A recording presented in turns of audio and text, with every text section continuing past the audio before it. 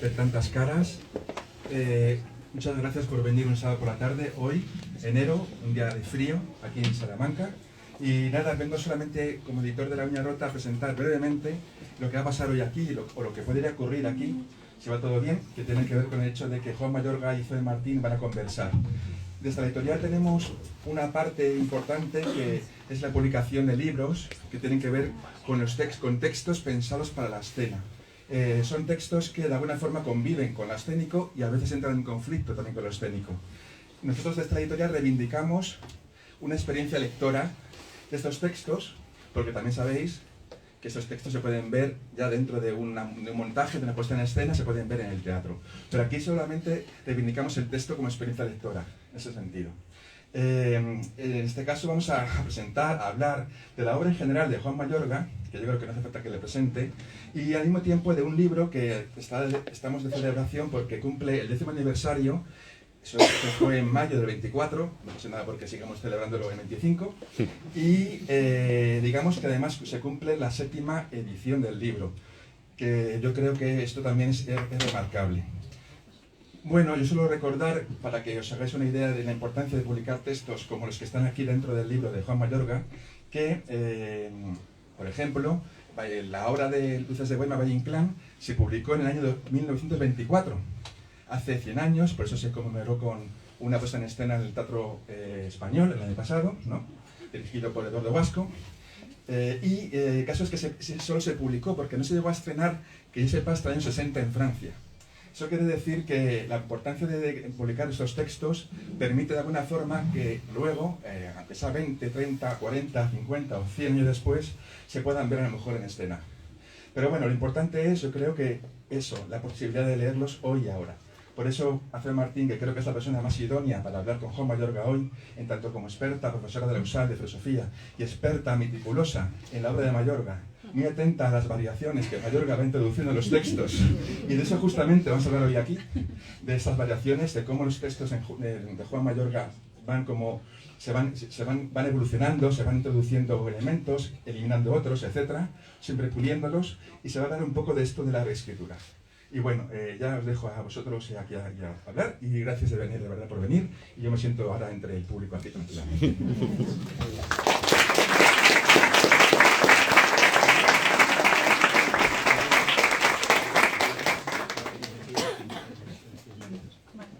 Bueno, buenas tardes, muchas gracias a todas por estar aquí hoy. Da gusto enorme ver un auditorio lleno, ¿no? Ver una librería llena, pero hoy lo consideraré casi auditorio porque hay quien diría, ¿no? Que esto es una situación teatral, ¿no? Quizás. Bueno, antes que nada, muchísimas gracias, Carlos. No sé dónde ha acabado. Muchas gracias, por supuesto, Domingo, Antonio. Gracias, Rafa, gracias, Juan, por concederme este baile hoy. Y bueno, sabemos que Juan no necesita presentación, pero como tengo que decir algo, ¿no? Por lo menos para empezar, voy a hacer una mínima presentación rápida de sus textos. Juan es dramaturgo, ¿no? Basta ver el tocho que tenemos aquí delante para saber que Juan es dramaturgo. Pero también escribe no solamente teatro largo, ¿no? Digamos, formato estándar, ¿no? De que estamos acostumbrados a ver el teatro, sino que también ha trabajado mucho y de una manera muy cuidadosa el teatro breve. Tiene recogido también, todo está en La Uña Rota, tiene recogido en teatros para minutos algunas quizás de sus exploraciones más experimentales, me permitiría decir, en el teatro breve. Ha hecho adaptaciones de textos clásicos, ¿no? Que hemos podido ver muchos en Mérida, en diversos festivales. Ahora justo acaban de sacar, ¿no? Estáis sacando el Cuba y Fedra en un único volumen. Después es ensayista, ¿no? Tiene su tesis doctoral, de la que justo hablamos hace un momentito. Tiene su libro Elipses, donde reflexiona, ¿no? Entre esas vinculaciones que existen entre la filosofía y el teatro, las artes escénicas. Y también tiene recogido en otro pequeño volumen 2 de los discursos que ha dado recientemente por su entrada en la RAE, ¿no? En la Real Academia Española, ocupando la letra M, que alguna me ha preguntado, ¿es M por Mayorga? Y creo que no. Ese discurso que se llama Silencio, y el discurso Razón del Teatro, que también al que le apetezca indagar un poquito más, ¿no? En cómo concibe el hecho teatral, cómo concibe lo que es la filosofía del teatro, yo creo que es uno de los textos más interesantes, ¿no? Para ir desgranando. Pero bueno, como supongo que le sobra tiempo, además es director de escena, ¿no? Dirigido, creo que van 9 montajes, me parece, si no me fallan las cuentas. Empezando con La lengua en pedazos, ¿no? Aquella doble puesta en escena, acabando en la última, la más reciente, que ha sido la colección, y ahora en mayo nos da la sorpresa, ¿no? de estrenar Los Yugoslavos, allí también en Abadía. Por lo tanto vemos que es un hombre de teatro, ¿no? Podríamos decir. Incluso el lunes va a estar en Teatro del Barrio, ¿no? Leyendo ya o interpretando La Gran Cacería, ya casi como actor. Ya no sé qué faceta más te falta, Juan, para rematar en el teatro. Sin embargo, hay una cosa que creo que Juan no es, y esto quisiera decirlo hoy, creo que Juan no es escritor. Voy a partir de esa tesis hoy. Juan no es escritor, porque creo que Juan es reescritor. Y esto me parece algo muy importante. Le hemos escuchado en alguna ocasión decir que cualquier autor, cuando escribe una frase, ya ha desechado 3 en su cabeza, ¿no? Es una cosa que creo que siempre tiene en su, bueno, una constante, ¿no? En su dramaturgia, en su escritura. Y justo de la reescritura de lo que me gustaría que hablemos hoy aquí, ¿no? Porque al final, como decía Carlos, celebramos un cumpleaños, ¿no? El cumpleaños de este libro, el 10º cumpleaños de lo que llamamos el Tochito, ¿no? Porque nadie lo llama Teatro 1989-2014. Entonces celebramos el cumple del Tochito y creo que es bonito, ¿no? Que al final le dediquemos un tiempo a esa las primeras páginas pone esa edición revisada y actualizada por el autor. Me parece que es algo fundamental. Los textos de Juan están vivos no solo en la escena, sino que están vivos además en el propio papel, ¿no? En el propio texto. Es un reescritor continuo. Entonces, como decía Carlos, yo cuando empecé con mi tesis, uno de los primeros trabajos que hice, que me lo pasé muy bien además, fue contrastando las diferentes versiones publicadas y las que además generosamente me mandaba Juan para ir viendo cuestiones estilísticas, ¿no? Que yo creo que es importante ver cómo madura una voz dramatúrgica, cómo madura una voz autorial y cómo al mismo tiempo se van creando líneas de corrección, ¿no? De autocorrección, como desde la madurez de hoy releemos textos de hace 10 años, de hace 20 años y le damos una vuelta de tuerca, ¿no? Entonces me parece un enfoque interesante esta relectura que nos propone hoy. Así que nada, que este libro esté disponible es maravilloso, como también adelantaba ya Carlos, porque nos permite no solamente asistir al teatro, ¿no? Sino que muchas veces los que vivimos en Salamanca, ¿no? Que vivimos en provincias, no vivimos en la capital, muchas veces no nos llegan las piezas o nos llegan las giras tarde o nos llegan con una escenografía disminuida, ¿no? Cosa que a mí me da muchísima rabia. Entonces hay muchas veces que no tenemos acceso directo al montaje teatral, ¿no? Tal como se está viendo en algunos sitios. Entonces creo que para nosotros es fundamental que exista el texto. Y también desde la filosofía, ¿no? desde la estética, que es mi ámbito de investigación, es fundamental poder tener acceso al texto para ir contrastando y para ir imaginando también puestas en escena posibles, análisis ya, pues de pensamiento, de estilo, etc., ¿no? Así que, bueno, eso es un poco lo que nos convoca aquí hoy. Y sin más, Juan, si te parece, te cedo la palabra para que empiece cuando quieras. Muy bien. Sí. Sí. Muchas gracias a todas y a todos por acompañarnos. Si no os importa, voy a ponerme de pie, porque me sentiré un poco menos incómodo y me voy a quitar la chaqueta, ¿vale? Se lo podéis contar a los que no ven. Sí. Sí, bueno, ante todo se impone extender el agradecimiento que hago a quienes me acompañéis, a quienes han hecho posible este encuentro, esta reunión, desde luego a esta bella librería. Bueno, siempre es emocionante estar en una librería y siempre es emocionante estar en Salamanca. Y hoy tengo la suerte de cumplir con una doble emoción, porque estoy en una librería en Salamanca y desde luego a la editorial Uña Rota, que hace un trabajo impresionante y tiene ese compromiso con la literatura dramática. Si les debo mucho, si debo mucho a Uña Rota, desde luego ningún regalo quizá me han hecho tan importante como este, porque no solo hace 10 años asumieron esa aventura de editar 20 textos en un solo volumen. Sí, hay algo que... Sí. Es que veo a Rafa que se acerca, lo digo para que quienes no nos ven, ¿no? Porque están detrás de las columnas. No digo que si ya hace 10 años fue muy generoso por parte de Uña Rota asumir esta aventura, la literatura, el libro teatral, todavía no he visto dónde está en esta librería, pero está ahí, seguro, y muy bien, a la entrada. El otro día estuve en una librería en Madrid, una librería de cierta importancia, y no encontraba la zona de los libros de teatro, y de pronto vi que había una esquina que decía encargos, ¿no? Y había precisamente una columna, y detrás de la columna estaban los pocos libros de teatro que se dispensaban, ¿no? Es decir, que es arriesgado editar teatro en España, lo cual llama la atención porque estamos hablando del país de Lope de Vega, de Calderón de la Barca, de Valle Inclán y de Federico García Lorca. Solo esos 4 nombres nos hacen temblar, ¿no?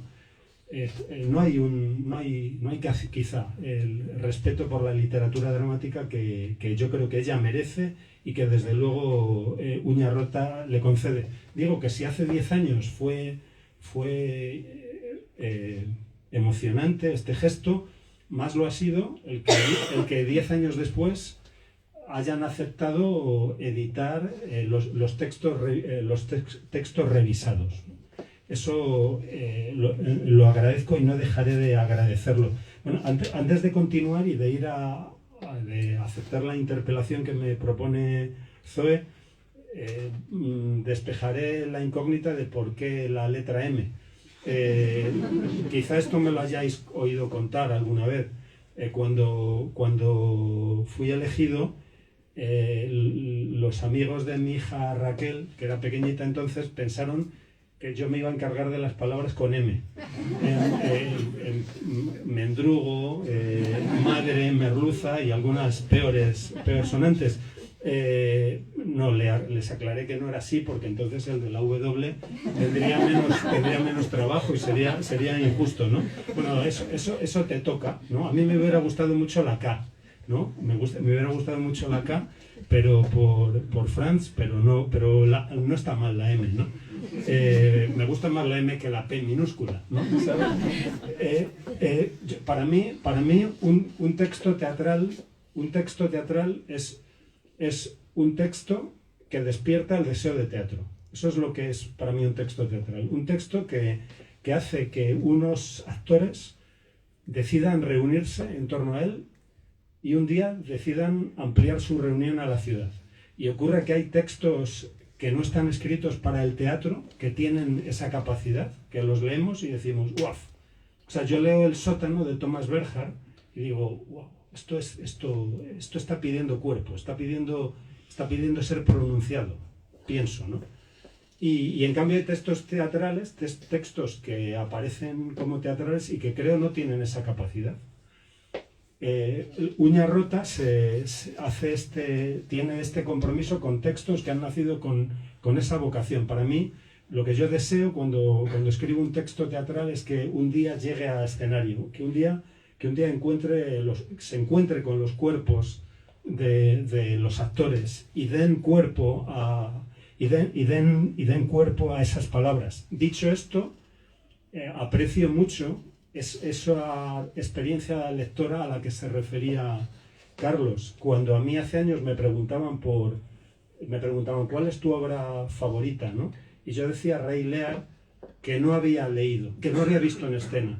Simplemente la lectura me había llevado a amar esa obra y a imaginar posibles puestas en escena. Luego tuve la suerte de versionar esa obra para un excelente montaje que hizo mi amigo y el añorado Gerardo Vera, y recuerdo la emoción que tuve en mi adolescencia de leer Historia de una escalera, y lo que me ocurría cada vez que leía una de esas frases.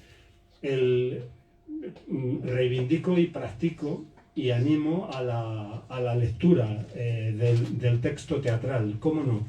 Y creo, por otro lado, que al leer el texto teatral el lector es soberano para imaginar una puesta en escena, tan cara como queramos imaginarla, incluso con repartos imposibles. Podemos imaginar una obra en que estén Blanca Portillo y Carmen Machi, pero también Pepe Bódalo y Marlon Brando, ¿no? Podemos imaginar ¿quién nos dice que no? ¿Quién nos lo va a negar?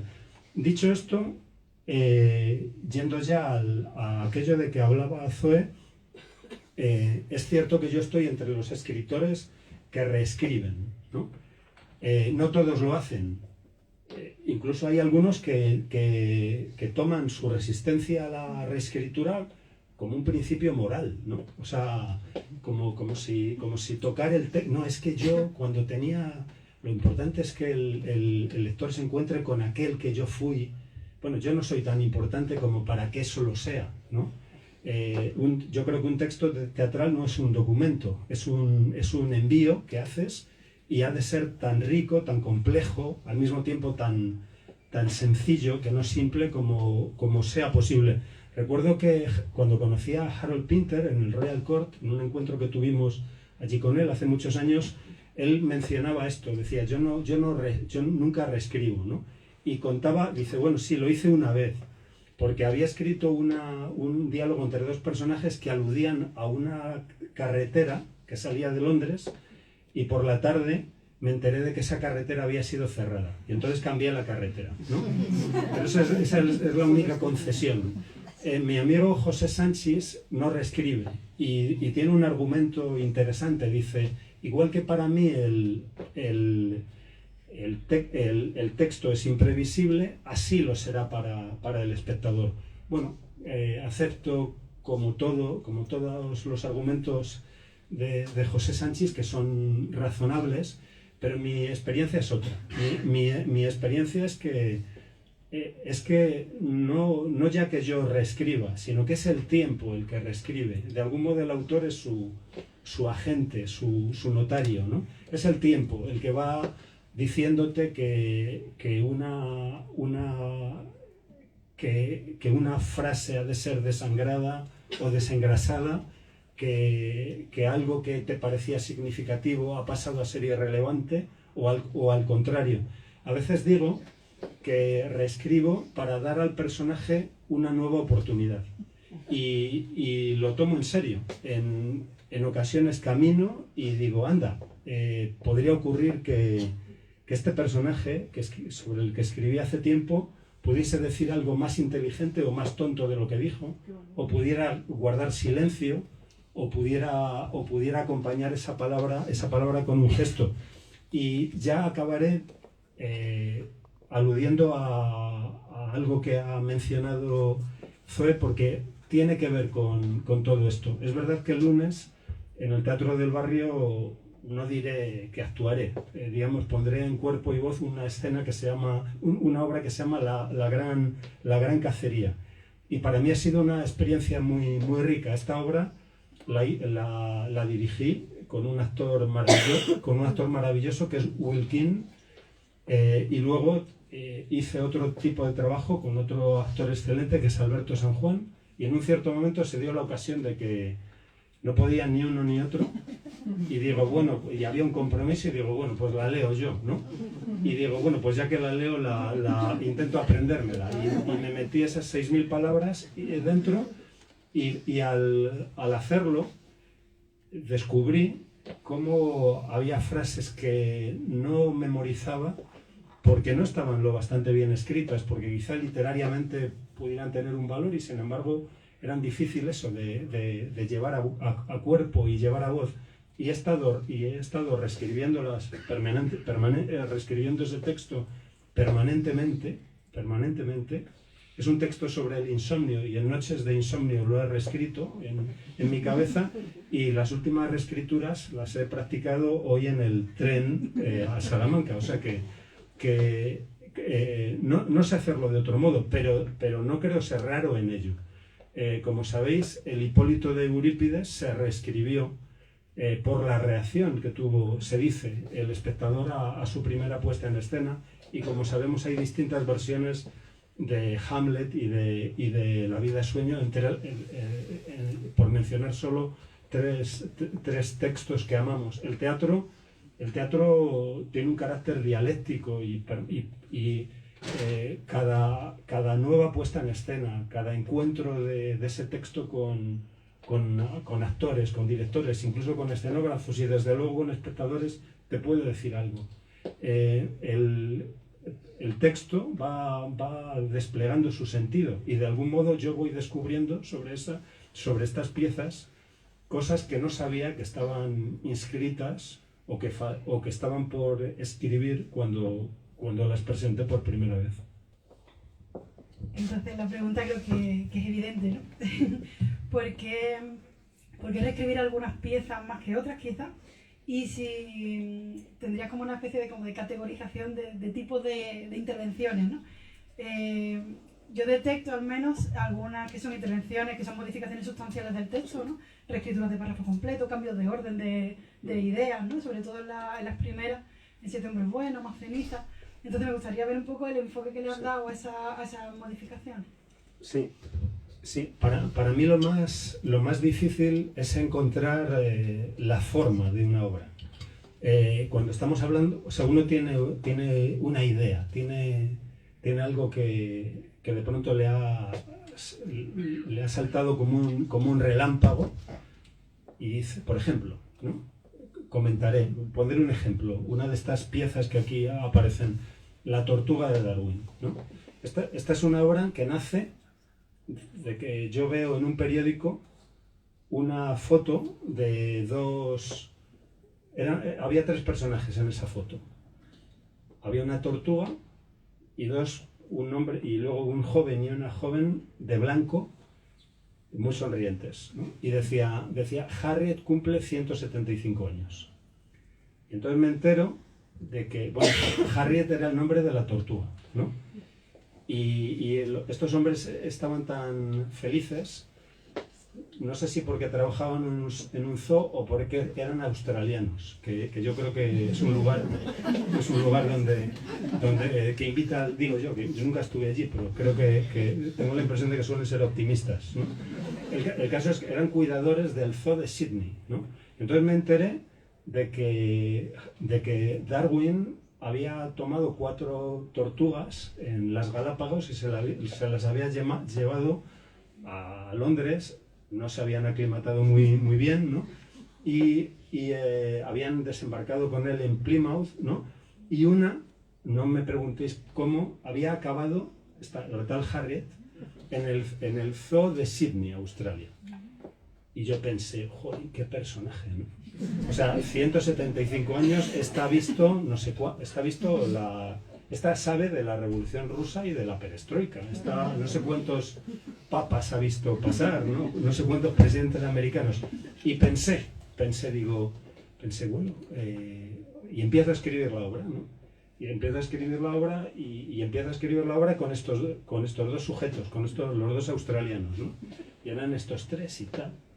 Y recuerdo que cuando se lo presenté a Ernesto Caballero, que quería hacer me dijo muy bien y demás. Menos mal que no le hice caso, que no acepté su veredicto positivo, y continué dándole vueltas hasta que encontré la idea de una señora mayor que llega un día al despacho de un profesor de historia y le dice: es que he leído sus 3 volúmenes de la historia de la Europa moderna y perdóneme, pero no fue así, ¿no? Y el profesor dice: ¿pero qué es esto, no? ¿Quién es? Que dice: no, el caso de Dreyfus no fue así, ¿no? ¿Cómo si? No, Dreyfus no dijo eso ante el tribunal, ¿no? Y tampoco las trincheras de Verdún. ¿Pero usted quién es? Le dice esta vieja: es que soy la tortuga de Darwin, ¿no? Y le dice usted no es una tortuga, ¿eh?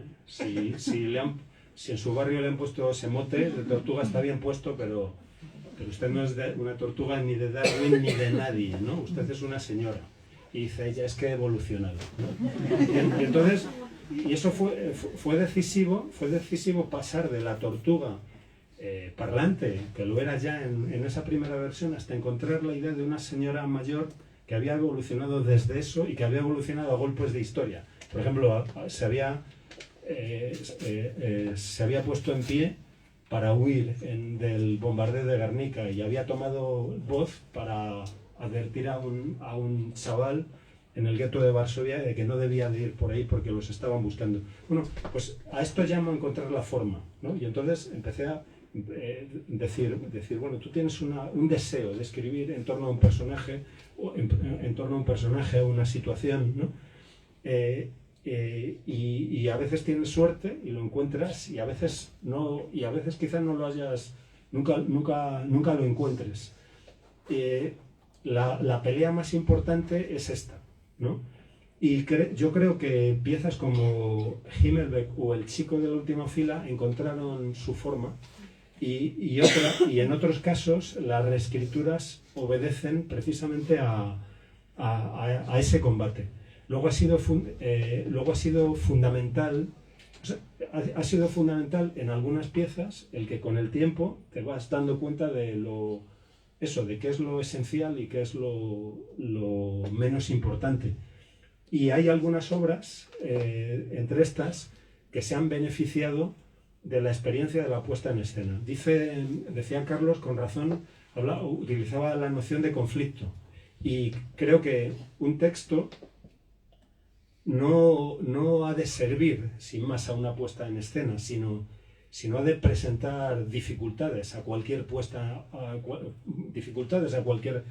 en escena. Y una puesta en escena se hace no al servicio de un texto, sino en un encuentro tenso y conflictivo con él. Sucede que algunas de estas piezas, al verlas puestas en escena, he descubierto algo sobre ellas y en algunos casos yo mismo las he puesto en escena. En particular, La lengua en pedazos, El cartógrafo y Reykjavik, y quizá alguna más, se han beneficiado de esa pelea esa pelea entre la puesta en escena y el texto. Creo que entre todas las experiencias que un autor puede hacer, pocas son tan ricas como la de participar como director o como invitado a la puesta en escena de esos textos, y no hay nada más rico como escuchar a los actores, ¿no?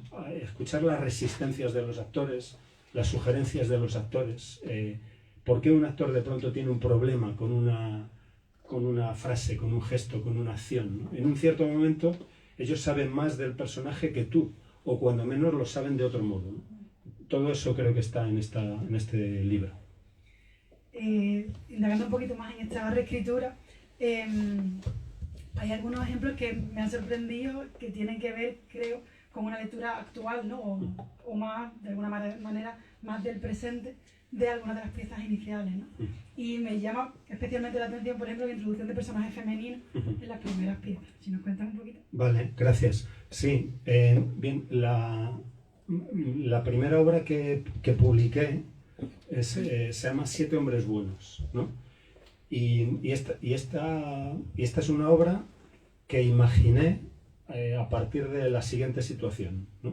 Una situación de la que todas y todos tenéis noticia. El gobierno de la República en el exilio, el gobierno español de la República en el exilio. Entonces imaginé que se encontraban cada viernes, en los años 60, cada viernes en un sótano de algún lugar, probablemente de México, y celebraban un consejo de gobierno real, es decir, real y al mismo tiempo imaginario, es decir, hay un presidente de gobierno y hay un presidente de la República en el exilio y en mi ficción, ¿no? Y hay un ministro de Hacienda y hay un ministro de Hacienda y hay un ministro de Educación por ejemplo, y hay un ministro de la Gobernación o del Interior, y discuten cosas como, por ejemplo, el plan hidrográfico nacional, ¿no? Y discuten sobre el plan hidrológico nacional de un país en que no están, ¿no? O discuten el código de circulación, ¿no? Y entonces eso lo están haciendo cada viernes, ¿no? Y entonces esta fue mi fantasía, ¿no? Están cada viernes reuniéndose en este sótano y en un cierto momento llega noticia de un golpe de Estado de signo republicano en España, ¿no? Y de pronto pues aparecen quizá tensiones, conflictos que han sido postergados durante décadas, e incluso aparece el miedo a volver, ¿no? El miedo al retorno. Bueno, con el tiempo pensé dos cosas. Una, que la incidencia en el texto de la marca de lo español, siendo por supuesto interesante y productiva, debilitaba la posibilidad de que una pieza así pudiese ser entendida y pudiese ser apropiada en otros lugares, ¿no? O sea, por ejemplo, seguro que hay gentes en distintos exilios hoy en el mundo que podrían contar algo o que una obra así les podría interpelar, ¿no? Pensemos en gentes que no pueden volver, yo qué sé, por ejemplo, a Irán, ¿no? o a Cuba o a quién sabe dónde, ¿no? Y que pudieran. Entonces pensé, bueno, pues quizá puedo hacer la obra de forma que puedo reescribir la obra de forma que se entienda, el español entienda que estamos hablando de nuestra historia y en otros lugares se perciba de otro modo. Y luego hubo algo inmediato, que es, resulta que en mi obra todos los personajes eran masculinos. De hecho, la obra se llama Siete hombres buenos, ¿no? Todos los personajes eran hombres, ¿no? Cosa que ocurre también en otra de mis piezas primeras, que se llama El jardín quemado, que creo que voy a intentar poner en escena y que algo tiene que ver con esta primera. El jardín quemado nace, o sea, si Siete hombres buenos nace de una fantasía, de mi preocupación por el exilio y se me ocurrió esto, se encuentran cada viernes en un sótano. Bueno, el jardín quemado nace tiene algo que ver también con nuestra historia, pero de otro modo.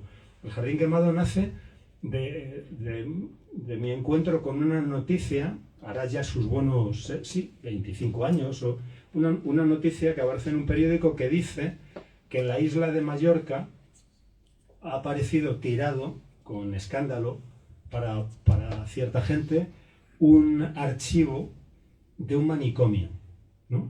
Esto es lo que el titular de la noticia decía, algo así: escándalo porque ha aparecido tirado en la calle el archivo de un manicomio o de un hospital psiquiátrico. Bueno, y digo, uy, qué interesante, ¿no?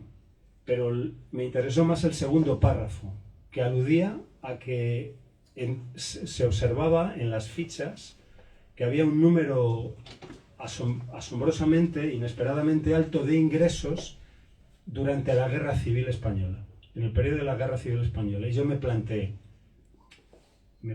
¿por qué se ingresa a más gente durante una guerra, en un manicomio, ¿no?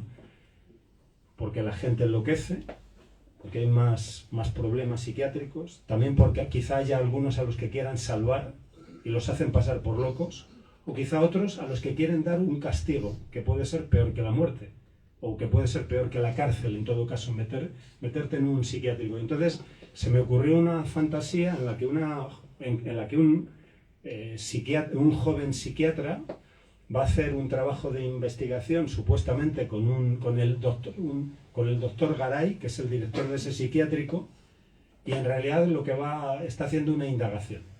Está intentando descubrir que en ese psiquiátrico, donde el viejo doctor Garay es considerado una figura, pues eso, patriarcal, ¿no? y benefactora, pues en realidad él ha sido una suerte de carcelero, ¿no? Y de hecho tuvieron lugar allí, hubo fusilamientos durante la guerra. Lo que va a descubrir el joven psiquiatra es distinto de lo que esperaba. Es una obra sobre la dificultad de juzgar el pasado, ¿no?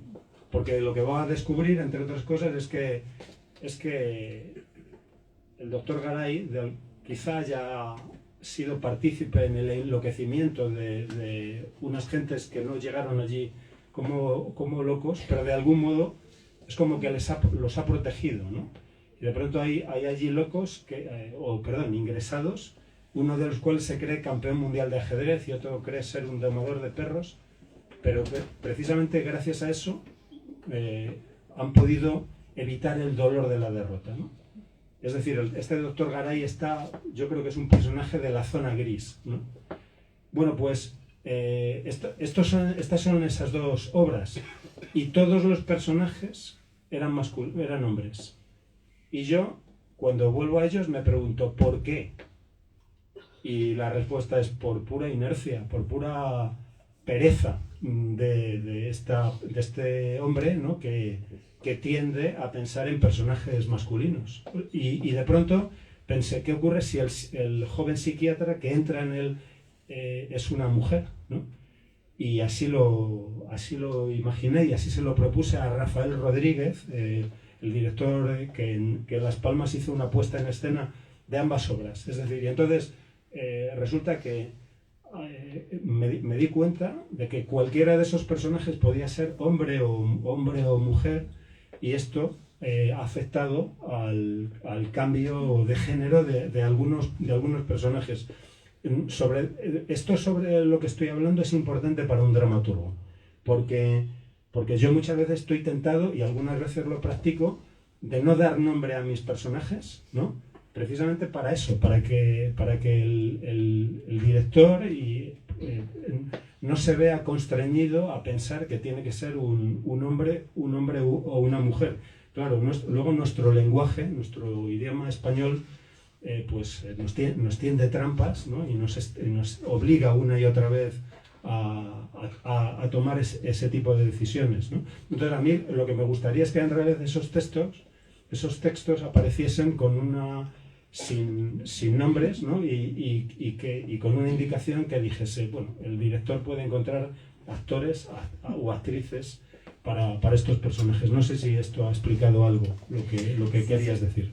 Creo además que aporta otra lectura, ¿no? Desde mi punto de vista aporta otra lectura y aporta otros conflictos, ¿no? Porque, por ejemplo, la joven Bennett actual, aparte de la diferencia generacional con Garay, ¿no? En el manicomio, estamos hablando de la transición, primeros años de transición, habría otro conflicto, ¿no? También, que es conflicto machista de presencia de una mujer joven que trae ideas revolucionarias a un manicomio y además viene equivocada. Entonces creo que aporta una lectura nueva sobre la propia pieza. Claro, como sabéis, estoy seguro que aquí hay muchas teatreras y muchos teatreros, en un escenario todo es significativo, ¿no? Y sí, últimamente, cuando estoy pensando en El jardín quemado y deseo llevar la escena, ocurre que ya en el montaje canario, en el montaje de Rafael Rodríguez, la psiquiatra que llega, o sea, es una mujer, ¿no? Y efectivamente ya se producía un enfrentamiento entre una mujer joven y un hombre mayor, y eso ya era significativo. Eso ya hacía aparecer preguntas.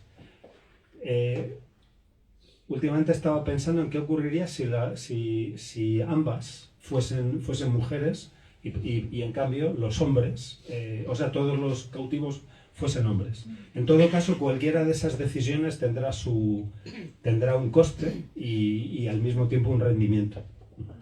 Gracias. Pasando un poco ya, si quieres, de etapa, ¿no? Adentrándonos en textos un poquito posteriores, hay otro cumple que podemos celebrar, que es el de Copito, ¿no? Que también se cumplen 20 años de la pieza. Y Copito de Nieve es un personaje que, igual que Harriet, te permite en muchas ocasiones expresarte de una manera más directa, ¿no? Aportando tus ideas de una manera un poco más contundente. Entonces, si te apetece también hablar de cómo abordas estos personajes que son animalizados, y también me parece que la intervención en La Paz Perpetua, por ejemplo, ha sido pequeñita, ¿no? Entonces sería interesante también comentar un poco cómo han ido esa revisión después de montajes tan sólidos, ¿no? Porque creo que de alguna manera dirige siempre, o sea, reescribes a pie de escena, ¿no? Vas viendo cómo se monta la escena, cómo se recibe la pieza, el montaje. Entonces hay algunos montajes que han sido éxitos rotundos, ¿no? Y estoy pensando en La Tortuga, estoy pensando en La Paz Perpetua, ¿no? Ha habido algunas puestas en escena que ya están como en el imaginario colectivo y creo que eso de alguna manera como que ha sentado el texto. No sé si van por ahí las cosas. Sí. He escrito algunas obras cuyos personajes o en las que aparecen personajes animales. El personaje animal tiene una teatralidad muy especial porque rompe el marco. En una obra como Últimas Palabras de Copito de Nieve, en que ya desde el propio título se declara que un mono va a hablar, ya se establece un pacto inmediato con el espectador. Si el espectador acepta que el mono hable, dicho esto, ya lo de menos es si habla sobre mecánica cuántica o sobre la teología de Santo Tomás. Es decir, el animal rompe el marco. El animal en escena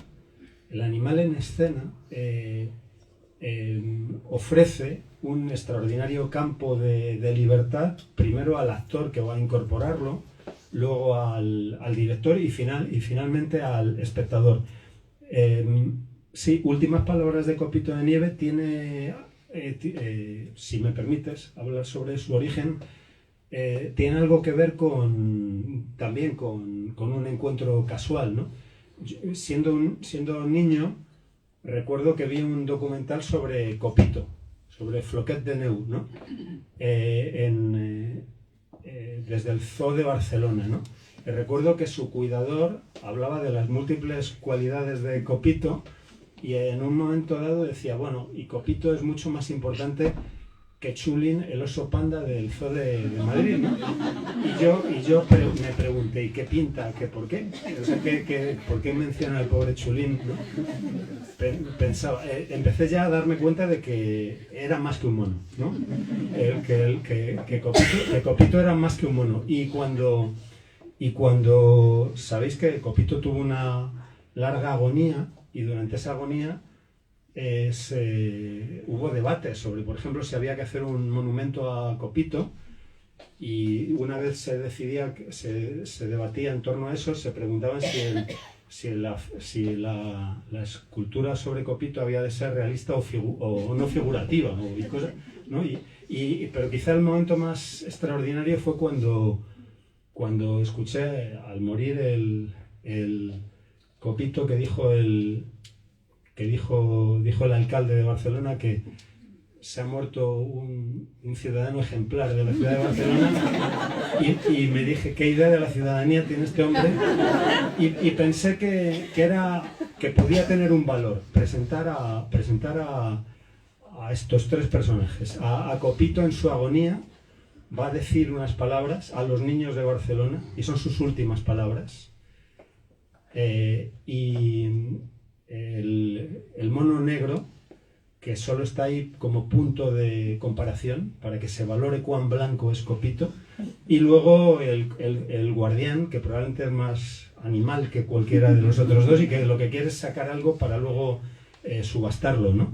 Y bueno, puestos, como he dicho, como Copito habla, pues digo, bueno, pues lo hago el lector de Montaigne, ¿no? Y entonces pues él está ahí reflexionando sobre los argumentos contra el miedo a la muerte de Montaigne, ¿no? Y el guardián le provee de libros, ¿no?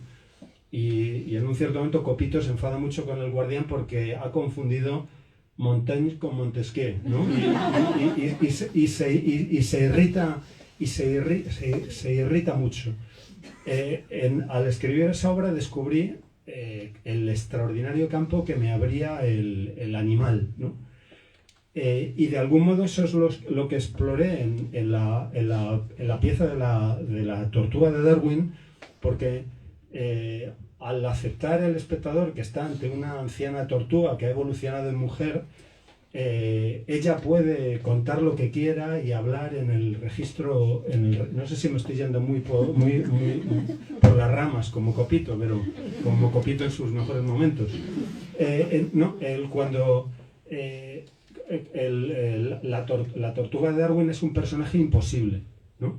Porque la tortuga de Darwin, Harriet, es una mujer en mi ficción, una tortuga de 199 años que ha evolucionado en mujer, ¿no? Entonces, si el espectador acepta eso, acepta cualquier cosa, ¿no? O acepta cualquier cosa sobre ella. Cuando mi amigo Ernesto Caballero me dijo, lo va a hacer Carmen Machi, o quiero que lo haga Carmen Machi, a la que yo quería y quiero mucho, digo, pero hombre, porque Carmen tenía en esos momentos 40 y tantos, ¿no? Y yo pensaba, hombre, yo había pensado en una de nuestras ancianas, ¿no? De nuestras grandes ancianas, de nuestras grandes damas ancianas del teatro. Y qué equivocado estaba, ¿no? Porque porque ese personaje no es que lo pueda interpretar una anciana. En realidad ese personaje no lo puede interpretar nadie. O sea, no hay ninguna actriz del mundo por virtuosa que sea, que pueda interpretar a una mujer, una tortuga de 199 años que ha evolucionado en mujer. Esa transformación, eso solo puede darse en el espectador. Es el espectador el que ha de aceptar ese juego. Y los grandes actores tienen esa capacidad. Y Carmen Machi, que es una actriz genial, salía con un ligero Parkinson, un movimiento de Parkinson, y decía: soy la tortuga de Darwin, es que he evolucionado, y el público lo aceptaba. Y algunas veces he contado que cuando en un momento posterior de la función Carmen contaba que ella había tenido un bebé, pero lo había perdido en la posguerra mundial, había gente que se emocionaba.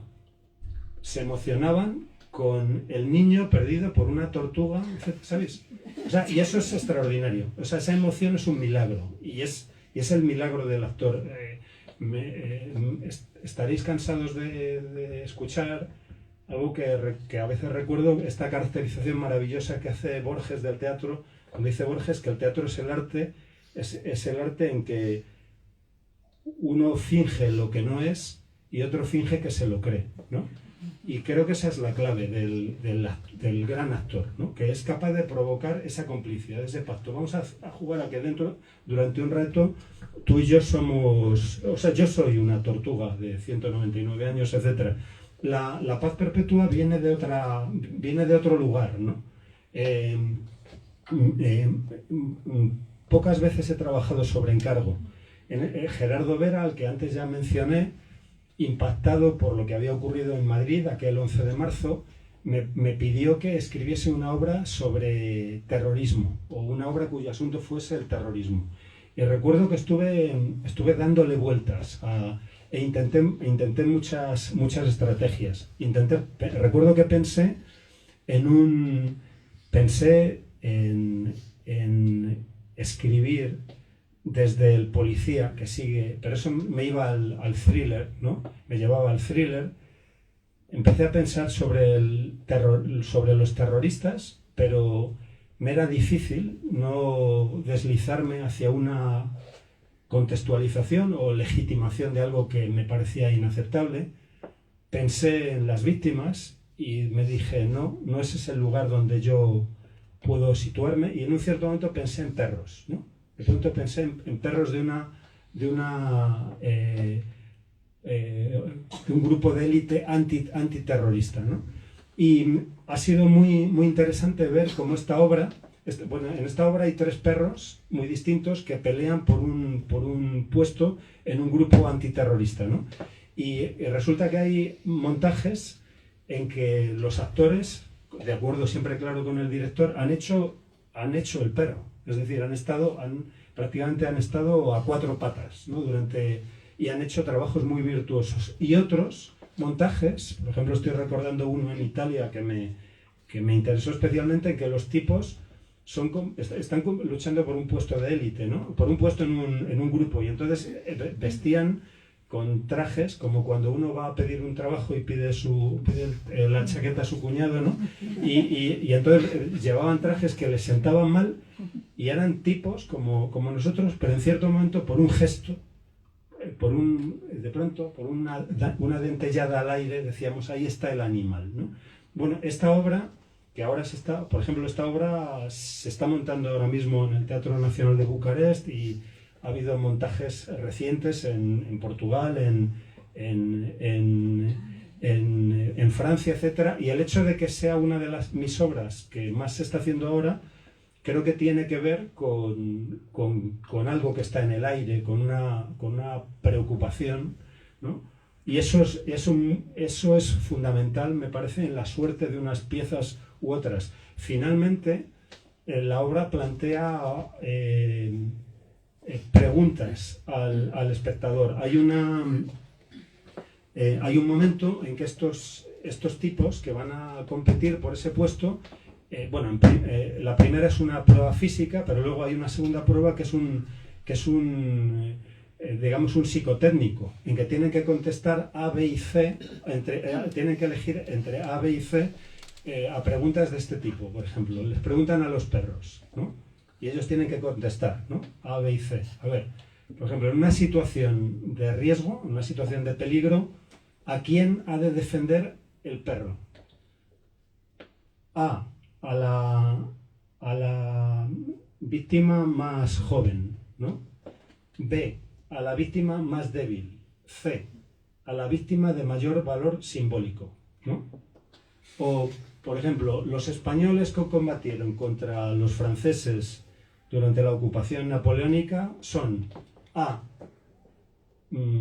insurgentes, B, partisanos, C, terroristas, ¿no? Y al espectador, y entonces era interesante ver cómo esas preguntas que se estaban haciendo los perros, en alguna medida se las estaban haciendo algunos espectadores que aceptaban esa interpelación, ¿no? Y finalmente, todo conduce a una prueba final, ¿no? O sea, después de hay una tercera prueba que es una entrevista personal, ¿no? Y en que se hacen personal a perros, ¿no? Pero finalmente se encuentran ante un dilema moral, es decir, les plantean un dilema moral, ¿no? Y es que detrás de esa puerta hay un detenido que puede tener información cuyo conocimiento podría evitar un atentado contra la población civil, en que podrían morir inocentes. ¿En qué medida, qué hacen ustedes, ¿no? Presionan físicamente, vulgo, torturan a ese detenido. De lo que finalmente la obra no habla sobre terrorismo, habla sobre la vieja cuestión del mal necesario, y finalmente de lo que se trata es de interpelar al espectador. Yo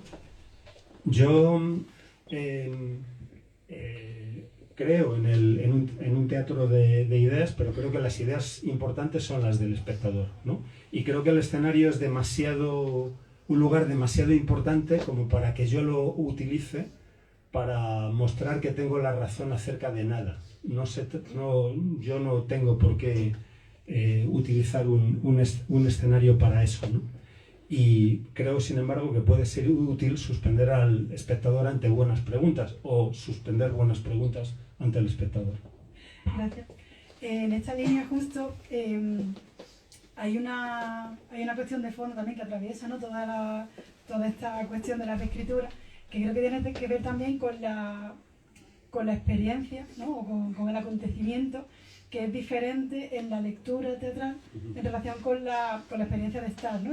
Como espectador en un montaje. Justo este ejemplo además me parece súper útil para enganchar, porque sería diferente, ¿no? En una puesta en escena dejar ese minuto de tiempo, ¿no? Literal, que deja el texto, ¿no? Que cada pregunta tenéis un minuto o algo así. Si yo dejo un minuto literalmente de tiempo, el espectador de alguna manera está obligado a pensar, ¿no? Quiera o no quiera, se pone en marcha el motor. En la lectura creo que es similar, pero sin embargo creo que la experiencia es diferente.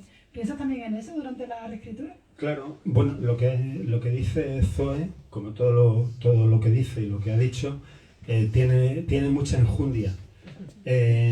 Claro, a mí nunca deja de fascinarme y de interesarme el hecho de que teatro es el nombre de un arte y del lugar en que ese arte se realiza. O sea, el teatro es el nombre de un arte y de un espacio.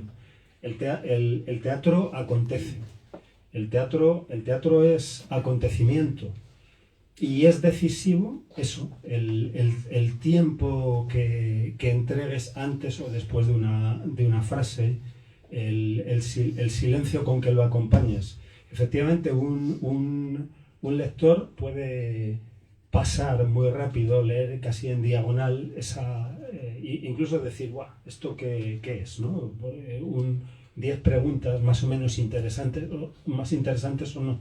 El espectador se halla en una relación distinta con esa palabra pronunciada, ¿no?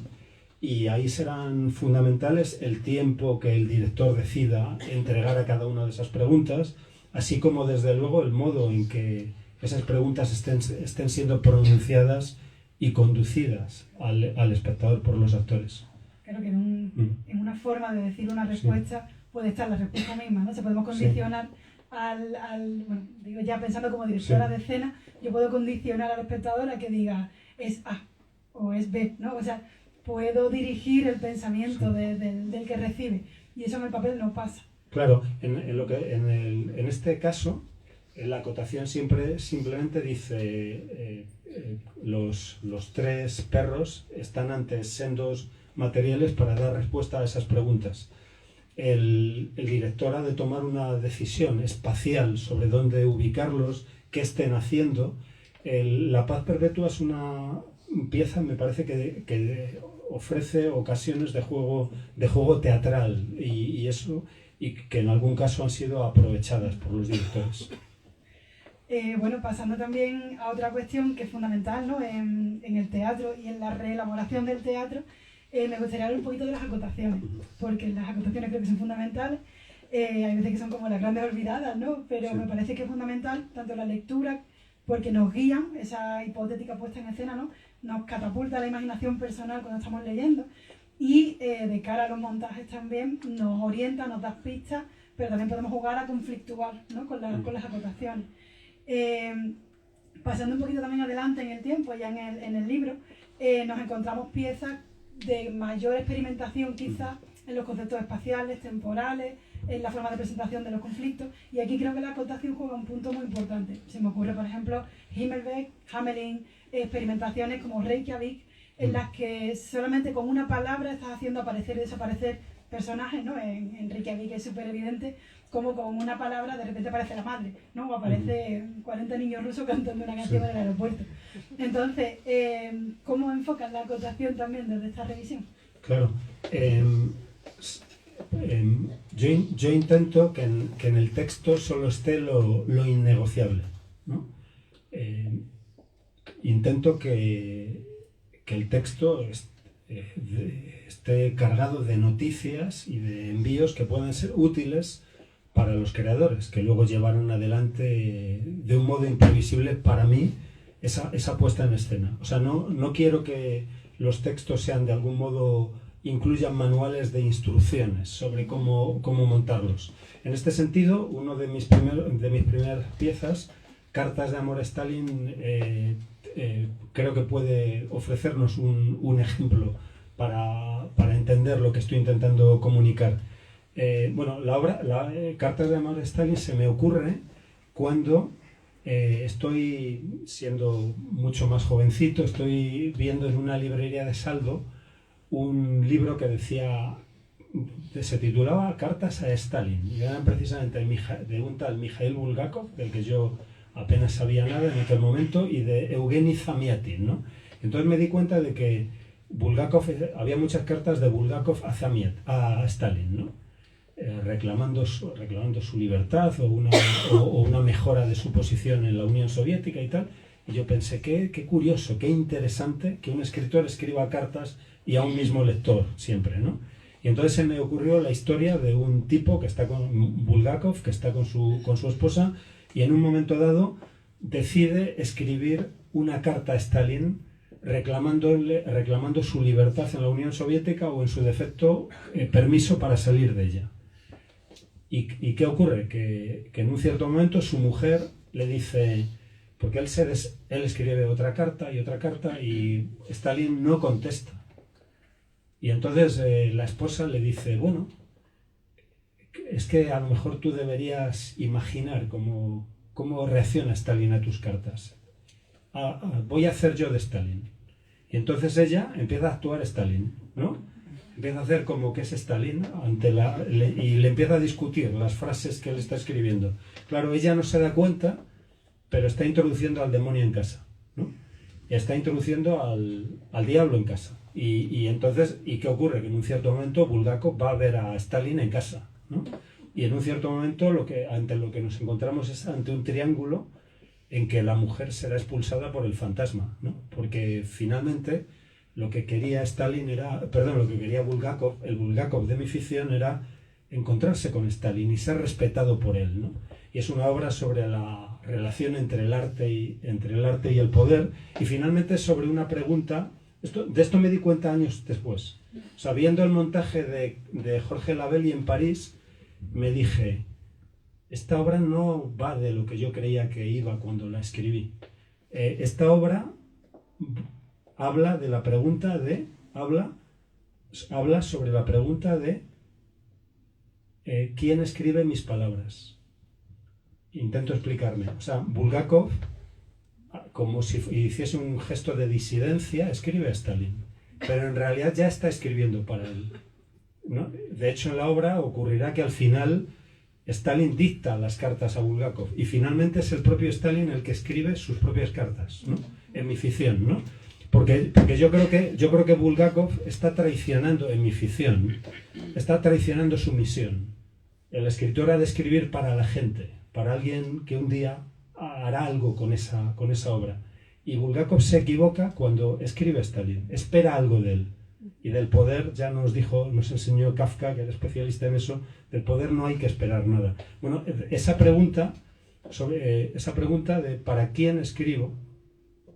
O mejor dicho, ¿quién escribe mis palabras? O sea, creo que lo que está en el centro de la obra es ¿quién escribe mis palabras? Finalmente Bulgakov creo que está siendo escrito por Stalin. Bulgakov está escribiendo al dictado de Stalin. Y esa pregunta me la hago yo cada día, como escritor y como ciudadano. ¿Quién escribe mis palabras? ¿Hasta qué punto soy el autor, por ejemplo, de las palabras que estoy... ¿Hasta qué punto estoy eligiendo las palabras, mis palabras ahora, o alguien los esté eligiendo por mí y yo estoy cumpliendo unas reglas de decoro, o estoy intentando quedar bien con vosotros y con vosotras y vosotros, etcétera, ¿no? ¿Hasta qué punto soy autor de estas palabras? Bueno, pues la primera acotación dice: en casa de los Bulgakov, allí donde él escribe. Esto es lo que dice la primera acotación.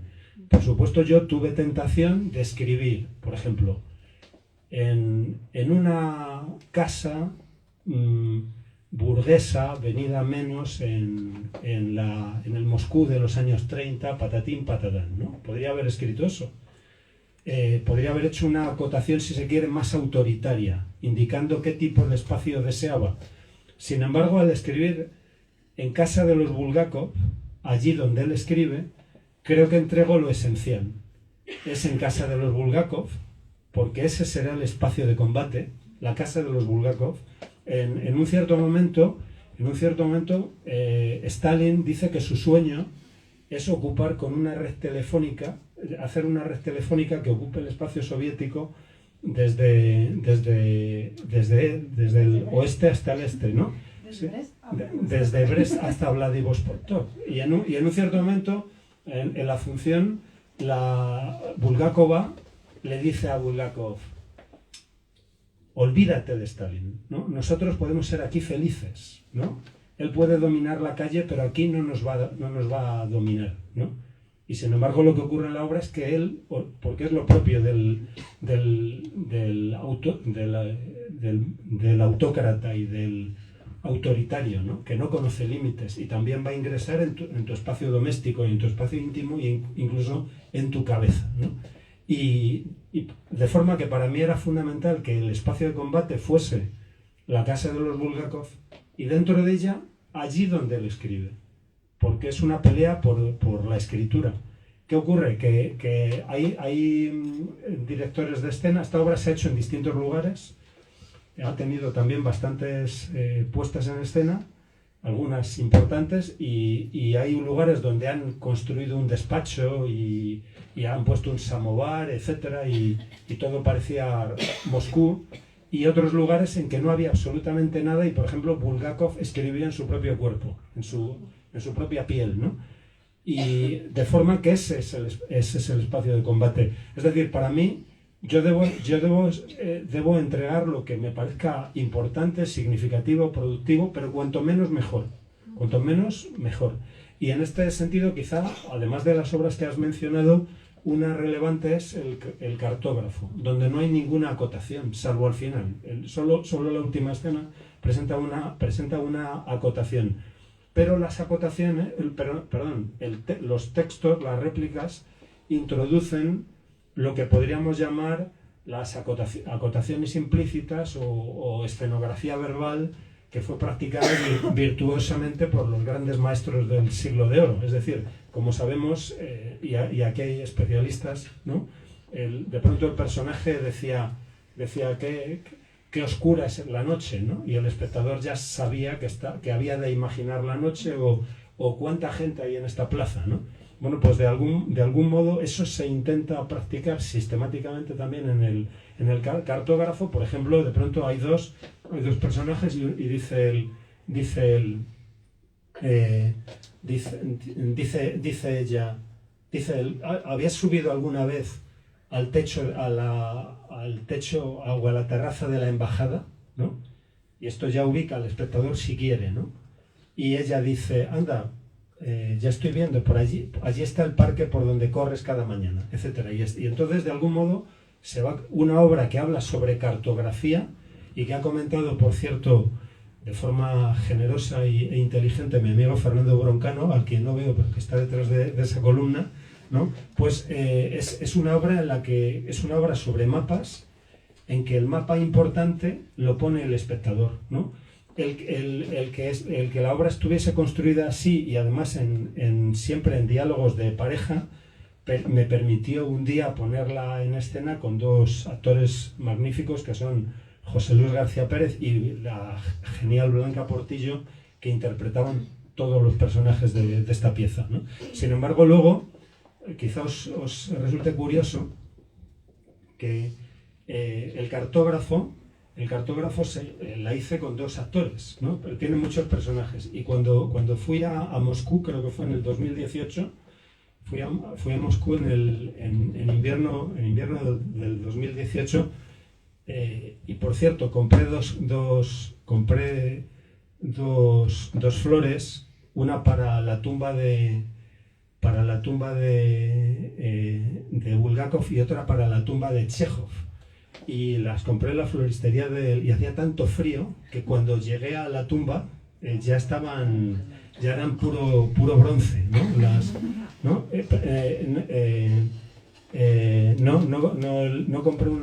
No compré flor a Stanislavski porque se había portado mal con Bulgakov, ¿no? Bueno, pues cuando fui a ver, me invitaron al estreno, ¿no?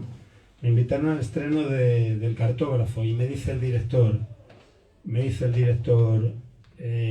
estamos muy contentos de que haya venido usted y demás, pero debo advertirle que no sabemos cuánto dura la función. Y digo, ¿cómo es eso? Dice, no, es que como son tantos personajes, la hemos hecho en 3 ciudades, 3 grupos, ¿no? Y hoy la juntamos por primera vez y la vemos nosotros con usted. Luego la duración fue razonable, ¿no? Pero esto es algo, es maravilloso, ¿no? Que el teatro permita eso, que una obra puedan hacerla 2 actores o muchos actores en 3 ciudades distintas que se encuentran en la noche del estreno. Qué bien. Pues terminando un poco simplemente por cuestión de horario, hay una pregunta que creo que está flotando en el ambiente, ¿no? Que es ¿por qué reescribir estas piezas y por qué no sacar un tochito segunda parte, ¿no? Que sea el teatro 2015-2025, ¿no? Porque si no cuento mal me salen ya cerca de 8 piezas largas, ¿no? De extensión larga, que se podrían quizás también reunir para que los investigadores podamos seguir investigando en esa línea. Bueno, eso depende ante todo de una conversación pendiente con Carlos Ro de Uña Rota. Creo que hay alguna pieza que he escrito después que quizá tenga algún interés, o acaso no. Una de ellas es precisamente la puesta Silencio, el texto teatral. Cuando estábamos yo había hecho mi discurso de ingreso para la academia y pensé que entrando en la casa de las palabras y entrando como autor teatral, debía reflexionar sobre una palabra que fuese especialmente importante para mí. como autor teatral, y pensé que no había ninguna tan importante como la palabra silencio, porque lo es tanto cuando un personaje la pronuncia como cuando aparecen las acotaciones o cuando aparece en la conversación de la sala de ensayos y decimos, vamos a crear aquí un silencio. Y recuerdo que cuando estaba escribiendo el discurso, empecé a imaginar, y el discurso alude a ello, a que no fuese yo el que lo estuviese pronunciando, sino un actor o una actriz que me estuviese sustituyendo. Y recuerdo que ya cuando lo pronuncié, me encontré con Blanca y le dije, un día tenemos que hacer esto. Y llegó la pandemia y empezamos a reunirnos telemáticamente y empezamos a imaginar una puesta en escena, y la verdad es que me siento muy agradecido de todo el talento que ella dio a esa obra, y de forma que hay el texto silencio, el discurso y el texto teatral. Luego creo que tiene también algún interés la Gran Cacería, que es un texto que nació en un insomnio. Yo estaba volviendo de Sicilia con mi familia. Somos 5, ¿no? Y entonces ellos 4 estaban en un camarote y yo estaba con otro, en un camarote con un señor, yo no podía pegar ojo, ¿no? No podía pegar ojo, y estaba en un barco, y de pronto me acordé esa mañana habíamos visitado la Catedral de Monreale. En la Catedral de Monreale, si alguien ha estado allí, hay una representación maravillosa del Arca de Noé. Y estaba yo en un barco y estaba pensando en ese otro barco, y de pronto digo, ¿y dónde he visto otro barco en que entraban y salían animales? Y de pronto recordé que en la villa romana de Casale, que es otro lugar al que os aconsejo ir, había visto otro barco en que entraban y salían animales, y resulta que ese barco lo que representa es la captura en Asia y África en la época romana de animales que luego serían exhibidos en los circos del imperio. Y a mí me parece un extraordinario documento sobre el colonialismo. O sea, Roma es un mosaico bellísimo, y dice Roma, lo que dice también es, Roma puede llegar a todas las tierras y de ellas traerse sus bestias, ¿no? Benjamin decía aquello de que todo documento de cultura es al mismo tiempo un documento de barbarie, y creo que este mosaico extraordinario algo tiene de eso. Bueno, y estaba yo en ese barco y estaba pensando en esos otros 2 barcos, y también pensaba, ¿por qué no?, en esos barcos pequeñitos en que precisamente africanos y asiáticos intentan llegar al occidente más próspero, ¿no? Y no conseguía dormir, ¿no? Y en un momento dado se escuchó una voz por megafonía que decía, ora facciamo un'esercitazione, vamos a proceder a un simulacro. Y entonces hubo un simulacro de catástrofe. Y yo, como soy una persona bastante... bueno, no sé. Iba a decir que creo que hay que hacer ese tipo de cosas, ¿no? O sea, si te dice el capitán que empieza un simulacro de catástrofe, pues me salí del camarote y ahí me vi con otros somnolientos, y al mismo tiempo pensé, joder, si esto... en una auténtica catástrofe todos habríamos perecido por lo mal que funcionó yo. Mi familia no salió, pero me resultó muy curioso eso de que gentes que estábamos en el barco, de algún modo éramos invitados a interpretar un papel, el papel de personas en una situación de catástrofe, ¿no? Me pareció una situación extraordinariamente teatral. Bueno, pues La Gran Cacería va de esto. Otra obra que no ha sido presentada de ningún modo es una pieza que es nueva, también de este tiempo. Se llama La Intérprete. La intérprete viene de lo siguiente, Es una obra en la que hay para mí el motivo de la traducción es fundamental, ¿no? Benjamin hablaba de la naturaleza misteriosa de la traducción. Para mí la traducción es un asunto decisivo, ¿no? Y fascinante. Nos estamos traduciendo permanentemente unos a otros, ¿no? Y Benjamin decía que en una traducción lo más importante es lo intraducible, porque es precisamente aquello que obliga a extender tu propia lengua para acoger la ajena, ¿no? Y creo que, de algún modo, si podríamos ir más lejos y decir que hay dos formas de traducir. Una es la traducción invasiva, que es la que solemos practicar, la de yo ocupo con mis palabras quién eres, ¿no? Y otra, una traducción hospitalaria, que intenta hacer justicia al misterio del otro, ¿no? Y que intenta ponerse a la escucha del otro. Hay algunos estudiosos me han llamado la atención sobre la reiterada aparición de la figura del traductor en mis piezas. En algunos casos, claramente. Hay una obra que se llama El traductor de Blumenberg. También hay traductores en piezas como El cartógrafo o en Himmelbeck, etc. Bueno, pues el otro día, el sábado pasado, a estas mismas horas, estaba en el Museo del Prado leyendo y comentando una obra que se titula Noli me tangere, que es, si alguien quiere asomarse, creo que lo han colgado en YouTube, pero no sé si animaros a verlo, porque a lo mejor dije cosas, la mitad de las cosas que dije las estoy diciendo ahora otra vez, y vais a decir, este va a todas partes con lo mismo. Pero bueno, se titula Noli me tangere, y es una escena y una reflexión a partir de la extraordinaria pintura de Correggio, Noli me tangere. Os recuerdo la situación que se está produciendo el domingo de resurrección. O sea, María no ha encontrado a Jesús en el sepulcro, ¿no? Y se encuentra con alguien a quien ve como quien piensa que es un hortelano. Eso dice el Evangelio de Juan. No lo reconoce, lo cual es extraordinario, ¿no?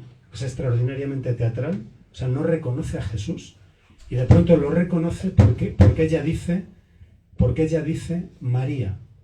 O sea, lo reconoce porque ella le dice su nombre. Y lo reconoce por su voz y porque dice su nombre. Y entonces ella se acerca y él dice Noli me tangere. Pero esto no es realmente lo que él dijo. Porque Noli me tangere es la traducción latina del texto de Juan que conocemos, que viene del griego, ¿no? Y por otro lado no hay testigos de esa escena, ¿no? No hay otros testigos que ellos dos, ¿no? Bueno, y entonces hasta en esa obra hay una reflexión sobre la traducción. La intérprete es una pieza en la que hay una mujer, hay una mujer y un hombre en la noche, ¿no? En la cama. Y entonces de pronto él dice, ¿qué ocurre? ¿No puedes dormir? ¿No? Y ella dice, no puedo, es que no consigo dormir porque hay palabras que no se me van de la cabeza, ¿no? Y entonces palabras de esta mañana, ¿no? De las conferencias de esta mañana, de la conferencia de esta mañana que no se me van de la cabeza. Y entonces él dice, ¿qué tenías esta mañana? ¿Sociólogos? Dice, ya no, filósofos, ¿no? Y nos enteramos de que es una de esas intérpretes de cabina, ¿no? De interpretación simultánea. Y dice ella, el caso es que he tenido que traducir cosas terribles. A veces en los juzgados he tenido que traducir a canallas, ¿no? Salió, sacó un cuadernito y empezó a hablar. Y yo no me daba cuenta de lo que estaba traduciendo. Pero el caso es que las palabras no se me van de la cabeza y además se van formando frases y tal. No puedo dormir, ¿no? Bueno, y entonces él dice algo muy típico. mañana se te habrá pasado, ¿no? Pero ella no, y él se echa a dormir. Pero ella no, ¿pero qué te ha dicho? ¿Qué dijo? ¿Qué? No, es que no quiero decirlo. No quiero decir lo que dijo ese hombre. Y entonces ella sale a la noche. Sale a la noche porque no consigue dormir y porque esas palabras han ocupado su cabeza, ¿no? Bueno, y entonces al primero al que va a visitar es a su maestro en la residencia de ancianos. Le intenta preguntar si alguna vez a él le pasó eso, que unas palabras que él tradujo lo poseyeron de algún modo. Y él no es capaz de darle solución. Dice, no, nunca me pasó eso.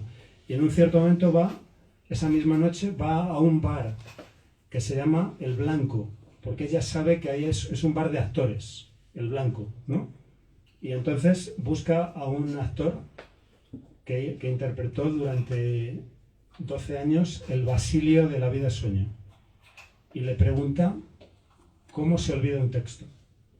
Y el actor le dice siempre me pregunta lo contrario, cómo memorizo un texto. Nunca me han olvidado, nunca me han preguntado cómo lo olvido. Pero tampoco le doy, etcétera. Entonces, y ella, y poco a poco esas palabras que no quiere comunicar, la van poseyendo hasta la escena final que no voy a contar, ¿no? Y bueno, pues espero que después del 2014, además de reescribir, haya hecho algo que tenga algún interés para Uña Rota y si es así, pues a lo mejor dentro de un par de temporadas nos encontramos aquí otra vez en esta maravillosa librería. Pues yo creo que ya cerramos.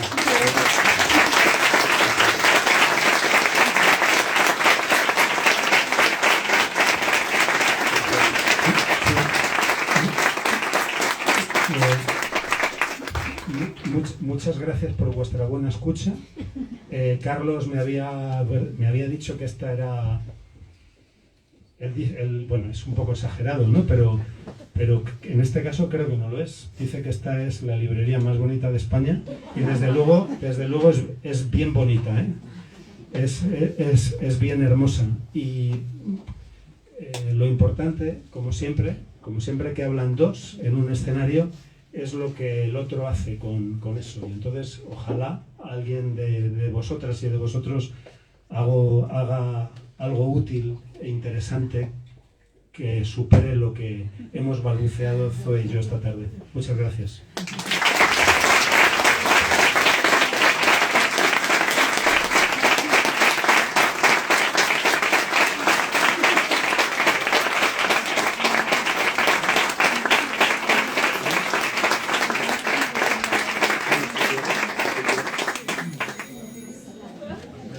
Balbuceado Zoe y yo esta tarde. Muchas gracias.